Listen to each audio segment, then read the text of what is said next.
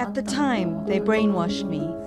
I was on medication to calm myself down. 12年から先月7月末まで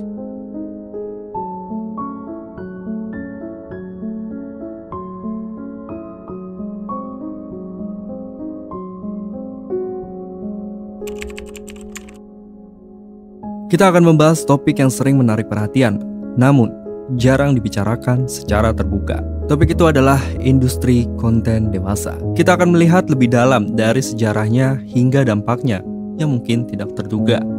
Nah, pertanyaan sederhananya, apa sebenarnya yang terjadi di balik layar konten dewasa? Nah, bagaimana awal mula industri ini hingga menjadi seperti sekarang? Dan apa yang membuatnya begitu menarik bagi beberapa negara sehingga melegalkan industri tersebut? Selanjutnya, kita akan bicarakan sisi gelap yang sering kali tersembunyi, dari kasus perdagangan manusia hingga pelecehan seksual. Nah, masalah-masalah ini sering kali tidak terlihat dari luar. Dan yang terakhir, kita akan melihat dampak yang ditimbulkan oleh industri ini, dan bagaimana konten-konten tersebut mempengaruhi cara pandang masyarakat pada seksualitas.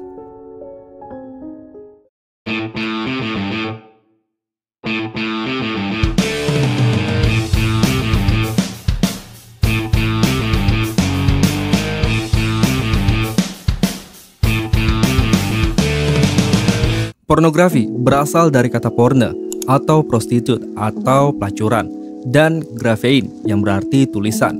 Nah, jika merujuk pada definisi yang dilansir dari hukumonline.com, pornografi merupakan gambar, sketsa, ilustrasi, foto, tulisan, suara, bunyi, gambar bergerak, animasi, kartun, percakapan, gerak tubuh, atau bentuk pesan lainnya melalui berbagai bentuk media komunikasi dan atau pertunjukan di muka umum yang membuat kecabulan atau eksploitasi seksual yang melanggar norma kesusilaan dalam masyarakat. Sementara itu, para pakar feminis seperti Gloria Steinem, Catherine McKinnon, dan Andrea Dworkin mengemukakan definisi pornografi yang berbeda dan membedakannya dengan erotika. Mereka mendefinisikan pornografi sebagai ekspresi yang bersifat seksual dari kaum wanita. Nah, sedangkan erotika itu adalah ekspresi yang bersifat seksual yang menggambarkan atau memamerkan postur tubuh baik pada laki-laki maupun perempuan. Dilansir dari Kompasiana.com, salah satu bukti sejarah mengenai ekspresi pornografi dalam kebudayaan barat dapat ditemukan pada nyanyian-nyanyian cabul dari zaman Yunani kuno.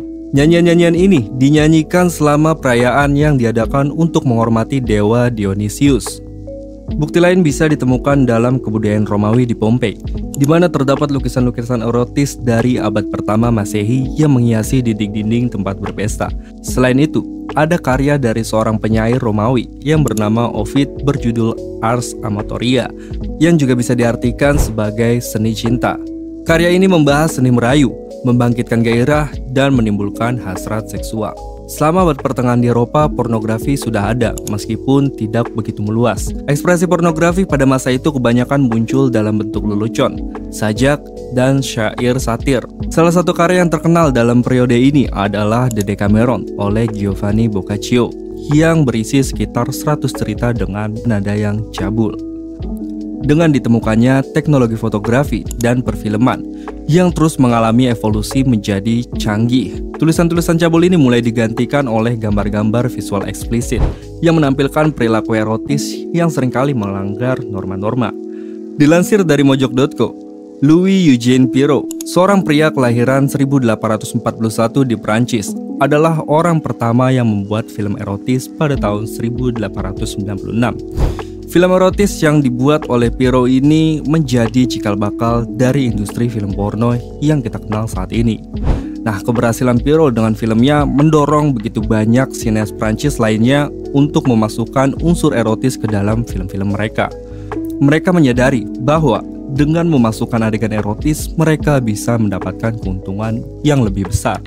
Nah, pada tahun 1930-an, produksi film porno mulai dilakukan secara besar-besaran dengan Amerika Serikat dan Prancis menjadi negara utama pembuat film-film erotis. Biasanya, adegan yang ditampilkan dalam film-film ini adalah adegan semi-seksual seperti dalam film Laughing Sinners, The Devil is Driving, dan Merrily We Go to Hell.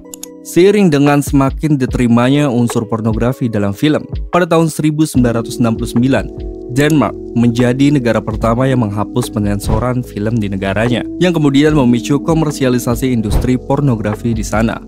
Film porno menjadi sangat mudah didapatkan di berbagai toko di seluruh kota di Denmark. Melihat perkembangan di Denmark, para pelaku industri film dewasa di Amerika Serikat semakin berani. Pada tahun 1970-an, film Moana the Virgin dirilis. Sebuah film berdurasi 59 menit yang menampilkan adegan seks hampir 50% dari alur ceritanya. Nah, ini menunjukkan semakin terbukanya penerimaan terhadap film-film dengan konten erotis. Menurut berita yang diterbitkan Detik News pada tahun 2023, teknologi internet telah membuat industri film dewasa atau pornografi melonjak drastis. Nah, diperkirakan 12% konten di internet adalah materi pornografi, dan para konsumennya menghabiskan rata-rata $3.000 per detik untuk menonton film porno. Nah, setiap tahunnya industri pornografi dunia memproduksi sekitar 13.000 judul film, dengan sekitar 600 judul diproduksi di Hollywood. Nah, total pendapatan di industri ini mencapai 97 miliar US dollar. Di Amerika Serikat pada awal tahun 1990-an, nilai industri film ini hanya sekitar 1 miliar US dollar per tahun. Namun, kesuksesan industri film dewasa ini memiliki sisi kelam. Pertanyaan yang muncul adalah apa dampak dari lonjakan industri film dewasa ini terhadap masyarakat dan individu, dan bagaimana pengaruhnya terhadap kesehatan mental dan hubungan sosial. Dan apakah keuntungan finansial yang sebesar ini sebanding dengan potensi kerugian sosial dan moral yang ditimbulkan? Mari kita bahas.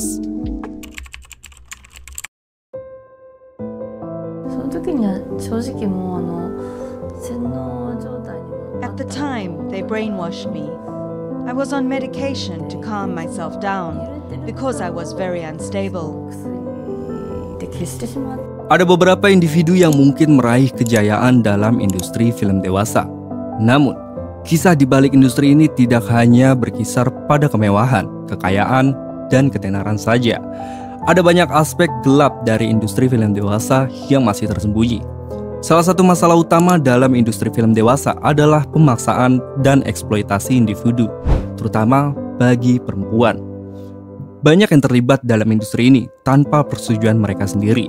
Mereka mungkin terjebak dalam situasi yang tidak aman dan merugikan, di mana mereka kehilangan kendali atas tubuh dan hak mereka. Dilansir dari Detik.com, salah satu individu yang mengalami pengalaman tersebut adalah Saki Kozai, yang merupakan seorang bintang film dewasa. Pada tahun 2016, di saat usianya masih 24 tahun, ia menandatangani kontrak dengan sebuah agensi untuk menjadi model.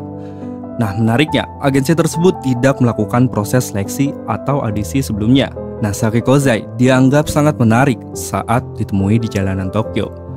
Ketika pertama kali mulai bekerja, Saki Kozai langsung diminta untuk melakukan adegan berhubungan intim di depan kamera. Nah, dia menangis sambil mempertimbangkan kemungkinan untuk melarikan diri dari situasi menakutkan dengan 20 orang di lokasi tersebut. Menurutnya kepada AFP Jepang, dia mengaku kalau dia tidak bisa membuka bajunya sama sekali, dan yang dia bisa lakukan hanyalah menangis. Dia juga mengungkapkan, tidak mungkin bagi wanita untuk menolak ketika mereka dalam situasi seperti itu. Selain itu, Saki Kozai juga akhirnya menjadi kecanduan obat penenang. Dia mulai mengandalkan obat tersebut ketika rasa cemas mengganggu pikirannya. Saki Kozai merasa seolah-olah otaknya telah dicuci oleh agensi tersebut, dan akhirnya dia memutuskan hubungan dengan keluarganya agar bisa fokus pada karirnya. Dan pada akhirnya Saki Kozai menerima peran barunya sebagai bintang film dewasa. Dia juga menyatakan bahwa tidak ada jalan keluar dari situasi tersebut. Kemudian dia melanjutkan, pertama kali dia menolaknya, tetapi ketika dia melakukannya, itu sangat menyakitkan. Tim produksi tidak akan memberinya waktu istirahat. Berikutnya ada seorang wanita bernama Kurumin Aroma.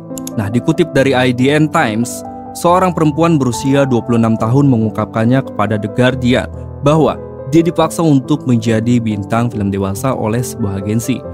Awalnya, dia ditawari untuk menjadi model. Namun, akal licik agensi itu terungkap saat dia diberikan kontrak dan diancam agar mau berperan dalam sebuah film dewasa. Masih dilansir dari IDN Times, selain dua wanita tersebut, perdagangan dan penipuan terhadap perempuan di industri porno Jepang sudah menjadi pengetahuan umum di kalangan aktivis perempuan dan bahkan aparat keamanan. Pada tahun 2016, sebanyak 100 perempuan melaporkan kasus ini kepada yayasan yang bernama Lighthouse. Yayasan ini berfokus pada mendukung korban perdagangan manusia. Semua korban mengungkapkan bahwa mereka diancam, terutama secara hukum dan finansial, jika mereka menolak untuk berakting dalam sebuah film dewasa. Salah satu kasus yang mencuat dan menghebohkan publik adalah penangkapan 3 pria dari agensi top Jepang oleh pihak kepolisian. Ketiganya memaksa seorang perempuan yang berusia 20 tahun untuk berakting dalam 100 judul film dewasa dalam beberapa tahun saja. Mirip seperti Kurumin, dia juga diancam dengan tuntutan hukum karena dianggap melanggar kontrak. Selain penipuan dan pemaksaan yang dilakukan oleh beberapa agensi, pada Selasa 5 Desember 2017, Tirto melaporkan bahwa warga California dikejutkan oleh penemuan mayat seorang wanita yang ditemukan tewas menggantung dirinya di sebuah taman di wilayah Camarillo. Berita ini dengan cepat menyebar, diliput oleh media lokal dan nasional. Dan wanita tersebut adalah August Ames, seorang aktris film dewasa yang terkenal. Penyebab kematiannya diketahui karena August Ames dibully di media sosial setelah menolak untuk berakting dengan aktor pria yang juga berakting dalam film porno gay. Nah, penolakannya didasarkan pada alasan kesehatan karena riwayat seksual aktor tersebut juga tidak jelas. Sikap hati-hati seperti ini sebenarnya umum di kalangan aktor dan aktris film dewasa. Namun, warganet segera menuduh Ames sebagai homofobia. Meskipun ada yang membelanya, jumlah pendukungnya lebih sedikit dibandingkan dengan orang-orang yang mengkritiknya dengan keras. Tekanan tersebut sangat besar sehingga Ames tidak mampu menahannya lagi. Menurut laporan dari liputan6.com, seorang pengguna Reddit mengundang beberapa mantan artis film dewasa untuk bergabung dalam sebuah forum diskusi. Di sana, mereka dimintai untuk berbagi pengalaman pahit dan rahasia tersembunyi di balik gemerlapnya industri film dewasa. Salah satu mantan artis tersebut mengungkapkan bahwa pemerkosaan lebih sering dibandingkan dengan kasus pelecehan lainnya. Selain itu, seorang pengguna lain mengungkapkan bahwa penyalahgunaan narkoba sangat umum di industri ini.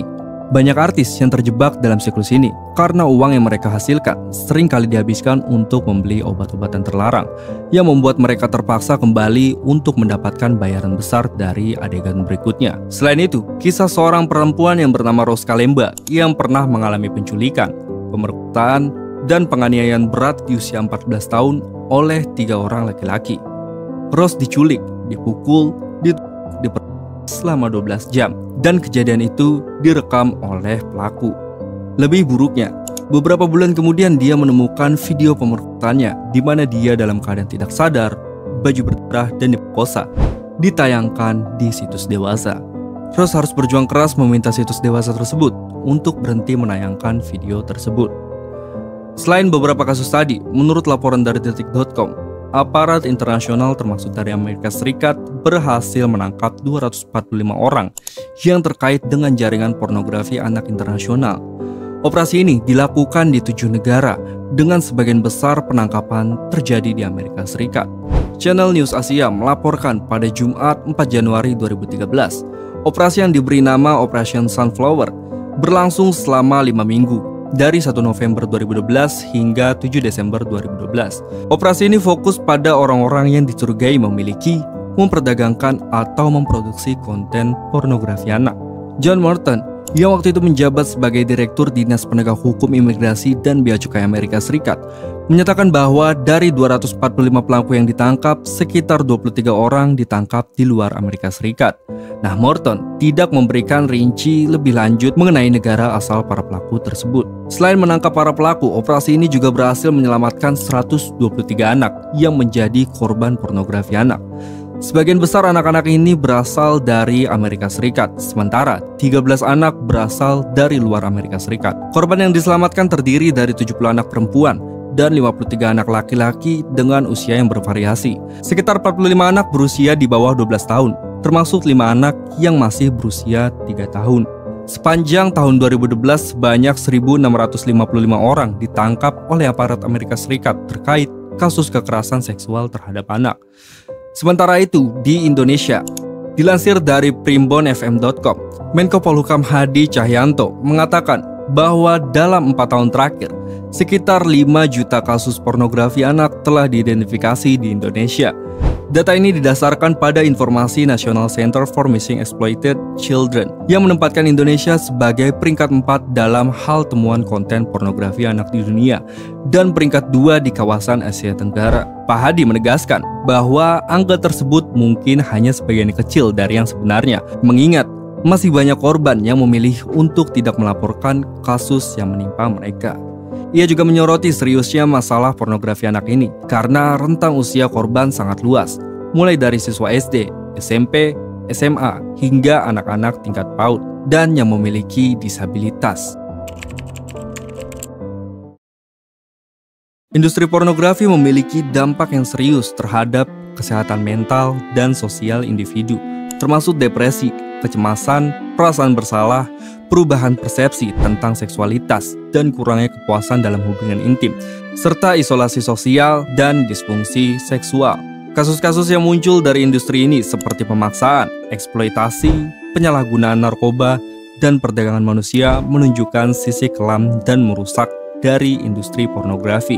Meskipun industri ini menghasilkan keuntungan finansial yang besar, konsekuensi negatifnya terhadap individu dan masyarakat menunjukkan perlunya tindakan yang lebih tegas untuk mengatasi masalah ini melalui regulasi yang lebih ketat dan perlindungan terhadap individu yang rentan.